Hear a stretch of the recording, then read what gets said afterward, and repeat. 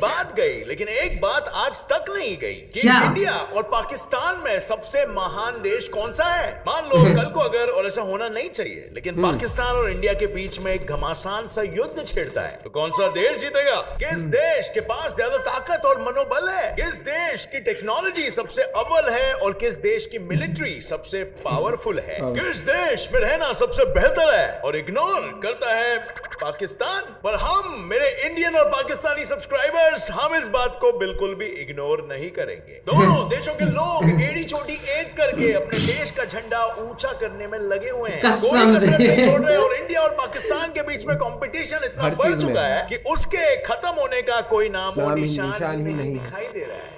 आपको दिख रहा है क्या? और हमारा ये पड़ोसी देश पाकिस्तान हमारा एक तरीके से सौतेला भाई है, और भाई भाई के बीच इसी कंपटीशन में 1947 में दोनों का बंटवारा भी कर दिया। 14 अगस्त 1947 में इंडिया का एक भाग जाके पाकिस्तान बन गया, और अब देखना ये है कि कौन सा सौतेला भाई ज्यादा सक्सेसफुल है, इंडिया हमारी भारत माता या पाकिस्तान हमारा सौतेला भाई। किस देश ने अपने बाप का नाम आखिरकार रोशन कर ही? ये दोनों थे ना, गांधी और पाकिस्तानी पाकिस्तान बोलेंगे, इंडियंस इंडियन बोलेंगे। बट आज गेट्स इट फ्लाई की अदालत में हम फैक्ट्स को लेकर दूध का दूध और पानी का पानी यार हद है यार, हम पेश करेंगे ऐसे सबूत जो मिटा देगा गुरूर का वजूद। So without wasting any time, let us get started with our today's session. काफी अच्छे facts बताते हैं, लेकिन हम India देखते हैं versus Pakistan comparison. क्या बात है भाई। So, अब भाइयों, कुछ ही महीने पहले मेरे एक विदेशी दोस्त ने मेरे से ये पूछा था कि जब इंडिया और पाकिस्तान एक ही मिट्टी में पले बड़े हैं, तो 1947 के बाद जब दोनों देशों को आजादी मिली, तो तब से लेकर आज तक दोनों देशों की प्रगति और उन्नति में इतना डिफरेंस कैसे है? Point, right? आई मीन, आजादी से पहले दोनों इंडियंस और पाकिस्तानी ने एकजुट होकर as an Indian, as a भारतीय ही ब्रिटिशर्स का सामना किया, और फिर आजादी मिलते ही दोनों अपने अपने रास्ते चले गए। पर फिर क्यों दोनों देश आज एक दूसरे से इतने अलग है? क्या रीजन है इस अंतर के पीछे?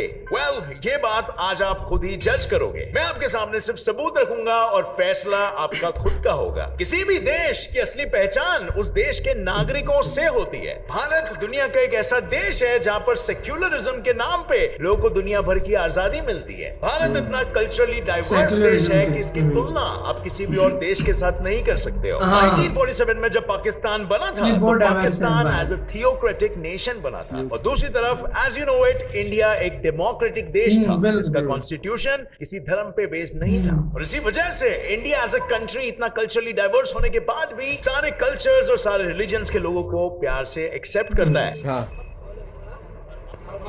यार ये मैंने बंदा देखा है, ये जो है ना, इसको पूरे हर एक चीज की जो नहीं है पंडित जो है, इसको हर एक चीज की नॉलेज है। में राम मुस्लिम चंद्रमा भी कभी ईद का चांद है या कभी शरद पूर्णिमा की शान। इंडिया में मैक्स टू मैक्स 19,500 डायलेक्ट्स यानी कि लैंग्वेजेस है, जबकि पाकिस्तान में सिर्फ 300 डायलेक्ट्स है। And as you know it, India की नेशनल लैंग्वेज हिंदी है और पाकिस्तान की उर्दू है। और जब बात ऑफिशियल एरिया की आती है, तो इंडिया पाकिस्तान से एटलीस्ट 5 टाइम्स बड़ा है। और क्या आपके मन में ये सवाल नहीं आता है कि क्यों इन दोनों के ज्योग्राफिकल एरियाज में इतना बड़ा अंतर है? वेल, इसका जवाब हमारे बंटवारे का असली रीजन है, जो कि रिलीजन है। भारत का बंटवारा एक्चुअली में 2 टुकड़ों में हुआ था, लेकिन पार्टीशन के दौरान 20% पॉपुलेशन तो मुस्लिम्स की थी, सो उनके कायदे से 20% लैंड मुस्लिम्स को मिलना था, और ये 20% लैंड उन्हें वेस्ट पाकिस्तान और ईस्ट पाकिस्तान के हिस्सों में मिला। लेकिन आप मे बी ये सोचो कि वेस्ट और ईस्ट क्यों मिला, दोनों अक्खा का अक्खा क्यों नहीं मिल गया? वेल, जरा ये 1909 सन का मैप देखिए।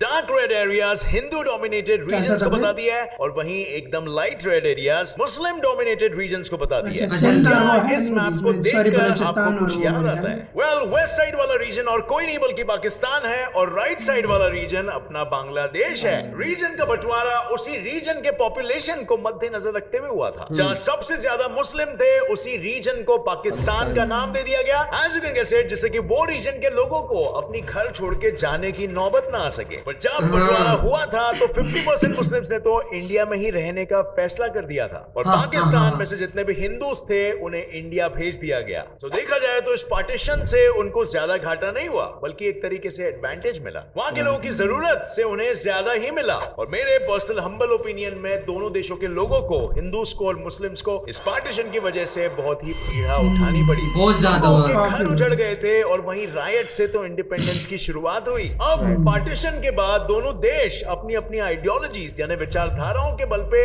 अपने अपने देश के डेवलपमेंट में लग गए। दोनों देश की militaries one of the most powerful militaries in the world है और दोनों न्यूक्लियर पावर्स भी है। पर पहला सवाल ये आता है कि ये दोनों में ज्यादा पावरफुल कौन है, ज्यादा ताकतवर मिलिट्री किसकी है? और ये सवाल का जवाब हम टेक्निकली भी देंगे दोनों की मिलिट्री कंपैरिजन करके। बट उससे पहले 1947 से लेकर आज तक इंडिया और पाकिस्तान दोनों सौतेले भाइयों के बीच में 4 वॉर्स हो चुके हैं। चारों बार ऑफिशियली या तो अनऑफिशियली जीत इंडिया की हुई है। Which makes sense, right? क्योंकि इंडिया की मिलिट्री ऑन पेपर पाकिस्तान से थोड़ी बेहतर दिखाई देती है, बट वेपन्स और स्पेसिफिकेशन से हटके एक और एक चीज बहुत ही ज्यादा इंपॉर्टेंट होती है और वो है पॉलिटिकल कनेक्शंस। इंडिया में लोगों का एग्जांपल ले लो यार, अगर कोई एक साधारण इंसान अगर कोई क्राइम करता है तो सीधा जेल जाता है और वहीं अगर कोई सेलिब्रिटी क्राइम करता है तो तुरंत बेल मिल के छूट जाएगा भी। तो यहाँ पर कैसे कनेक्शन काम में आया? बिल्कुल उसी तरह जो कम पावरफुल नेशंस होते हैं उन्हें भी ज्यादा पावरफुल नेशंस के साथ दोस्ती हमेशा फायदे में रखती है और पूरे दुनिया का भाई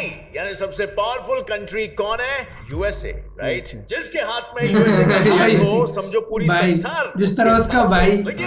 ये तुझे पता किसका बोल रहा है? शाहरुख खान। मुझे उस पे लगा है सलमान ने इंडिया को एक तरीके से आइसोलेट कर दिया था और ये आइसोलेशन एक तरीके से इंडिया को बहुत भारी पड़ रहा था क्योंकि यूएसए कभी खाली हाथ नहीं आता है। उसके साथ आते हैं बहुत सारे advance technology, modern military equipments जो अगर गलती से भी गलत हाथों में पड़ गए तो समझ लो दुनिया का विनाश बहुत नजदीक है। लेकिन पाकिस्तान और यूएसए के बीच में ये दोस्ती ज्यादा दिन तक नहीं टिकी क्योंकि यूएसए की इंटेलिजेंस एजेंसी ने कुछ ही दिनों में ये समझ लिया कि पाकिस्तान कुछ तो छुपा रहा है। पाकिस्तान के कुछ ऑफिशियल्स दरअसल यूएसए के पीठ पीछे तालिबान फोर्सेस को अफगानिस्तान में ना केवल सिर्फ शेल्टर दे रहे थे पर साथ ही साथ उन्हें अमेरिकन स्ट्राइक से भी बचा रहे थे उन्हें इंफॉर्मेशन देके। मतलब इधर कौन कर रहा है? ऑफिशियल्स की क्या डेयरिंग इस पे अगर हम बात करते सामने और इसी वजह से अमेरिका ने अपने सारे रिश्ते नाते तोड़कर पाकिस्तान से रूट कर वो इंडिया की ओर मुड़ा और एक तरह से अपने पड़ोसी और मेहमान की फेल्ड पार्टनरशिप इंडिया के लिए एक बड़ी एडवांटेज बन गई और इस तरह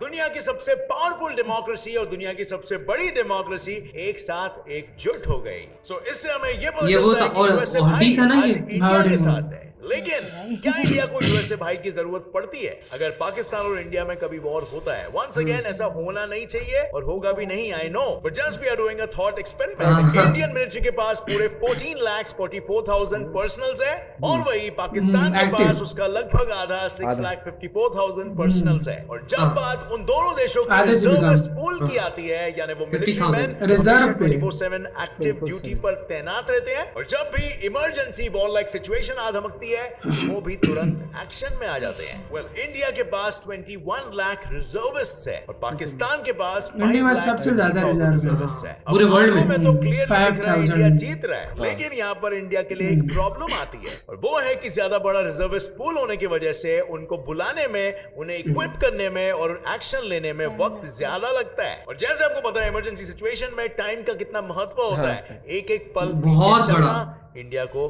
भी भारी पड़ सकता है। अब इसके अलावा किसी भी देश की मिलिट्री के लिए डिफेंस बजट एक बहुत ही इंपॉर्टेंट हिस्सा होता है जो कंट्री की मिलिट्री पावर को आगे पुश करने में योगदान देती है और इंडिया का डिफेंस बजट पाकिस्तान से एटलीस्ट 6 टाइम्स ज्यादा है। जहां इंडिया का डिफेंस बजट है लगभग $61 बिलियन यानी 61 रुपीस, वहीं पाकिस्तान अभी लेटेस्ट वीडियो नहीं अभी 71 यानी 1,100 करोड़ रुपीस। और इस बजट डिफरेंस की वजह से इंडियन मिलिट्री ज्यादा मॉडर्नाइज्ड मिलिट्री इक्विपमेंट को खरीद पाती है as compare to Pakistani military. In fact आसमान में भी इंडियन एयरफोर्स को पाकिस्तानी एयरफोर्स से ज्यादा एडवांटेज है, क्योंकि इंडिया के पास 2123 एयरक्राफ्ट है और वहीं पर पाकिस्तान के पास 1372 एयरक्राफ्ट है। पर इंडिया को सबसे पावरफुल उसकी Russian fighter fleet Sukhoi Su-30 S-260 बनाती है, 260 से पाकिस्तान के F-16 को ओवरपावर कर सकता है। और ये इसीलिए क्योंकि पाकिस्तान के most of the F-16 Chinese made है और वो काफी आउटडेटेड भी हो गए हैं। और चाइनीज माल को अगर आप कंपेयर करोगे रशियन माल के साथ, आई डोंट थिंक सो ज्यादा एक्सप्लेनेशन की जरूरत है कौन सा माल बेहतर होगा। और इसके अलावा इंडियन नेवी और पाकिस्तान नेवी के कंपैरिजन में भी ये रॉन्ग है, अमेरिका से ली है। तो J-17 सेंटर की बात कर रहा हूँ। मैंने पहले भी बताया कि इंडिया और पाकिस्तान दोनों न्यूक्लियर पावर्स को पोजेस करते हैं, पर इससे एक कदम आगे जाके इंडिया ने अपना खुद का मिसाइल डिफेंस सिस्टम भी बनाया है। And India also possesses anti satellite weapons and most importantly India ने खुद के सैटेलाइट नेविगेशन सिस्टम भी डेवलप किया है, जिसे नाविक या नाविक कहा जाता है। जहां पे एक तरफ इंडिया ने इतनी टेक्नोलॉजिकल एडवांसमेंट को हासिल कर ली है, उसी तरह पाकिस्तान ने इतने सालों में बहुत कम टेक्नोलॉजिकल एडवांसमेंट हासिल की। सो अब ऑन पेपर हमें पता है कि इंडिया और पाकिस्तान की लड़ाई में मोस्टली कौन जीत सकता है, लेकिन जैसे मैंने कहा ये लड़ाई कभी होगी नहीं, क्योंकि इंडिया और पाकिस्तान के बॉर्डर में जैसे आप देख सकते हो इतनी टाइट सिक्योरिटी होती है। जैसे आप यहाँ देख सकते हो रात होते ही यहाँ पर 1,50,000 फ्लड लाइट्स इस पूरे एरिया को जगमगा उठते हैं। और सिक्योरिटी रीजंस ऑफ कोर्स, जो कि ऊपर से भी नजर आता है, लाइट्स को और ये लाइन को आप स्पेस से भी देख सकते हो। अब फ्रेंड्स 1947 से लेकर अब तक इंडिया और पाकिस्तान के जीडीपी में इतने ऊंच नीच हुए हैं जिससे दोनों देशों की इकोनॉमीज जैसे बंद पड़ गई हो। इनइक्वालिटी और पॉवर्टी दोनों देशों में हाई था, और जहां एक तरफ इंदिरा गांधी ने इंडिया में गरीबी हटाओ का नारा दिया, वहीं पर जुल्फिकार अली भुट्टो ने पाकिस्तान में रोटी कपड़ा मकान का नारा दिया। उनके पॉलिसीज ने फॉरेन रिजर्व्स और एंटरप्रेन्योरशिप को रिजेक्ट करके पॉवर्टी और इनइक्वालिटी को कम करने के बजाय उसे ज्यादा बढ़ा दिया, और फिर झक मार के दोनों देशों को IMF यानी इंटरनेशनल मॉनेटरी फंड के सामने फाइनेंशियल एड के लिए हाथ फैलाना पड़ा। पाकिस्तान IMF के पास फंड मांगने गया, और वहीं पर उसके 3 साल बाद 1991 में इंडिया फंड मांगने गया। लेकिन पाकिस्तान ने 1988 से लेके आज तक 12 बार पैसे उधार लिए, और IMF के आ जाने से दोनों देशों के बीच इकोनॉमिक गैप कम होने के बजाय तेजी से बढ़ने लग गया। इंडिया ने बड़ी चालाकी से 1991 न्यू इकोनॉमिक रिफॉर्म से देश का नक्शा ही बदल डाला, और इसी बदलाव ने इंडिया को आज पाकिस्तान के इकोनॉमी कंपैरिजन में 10 गुना ज्यादा आगे कर दिया। India's foreign reserves ranked 8th in the world in the year 2018 with $405.8 billion, और उसी साल पाकिस्तान का फॉरेन रिजर्व $15.682 billion और India 5th largest economy in the world in terms of nominal GDP value, और 3rd largest in the world है with PPP यानी कि purchasing power parity, और वहीं पर पाकिस्तान वर्ल्ड की 42nd largest economy है in terms of nominal GDP value and 25th largest है in terms of purchasing power parity। और इंडिया के लिए 2015 से लेके 2018 के बीच इंडिया को वर्ल्ड की फास्टेस्ट ग्रोइंग इकोनॉमी का दर्जा भी दिया गया। तो बात अगर इकोनॉमी की हो, मिलिट्री की हो या इवन टेक्नोलॉजी की हो,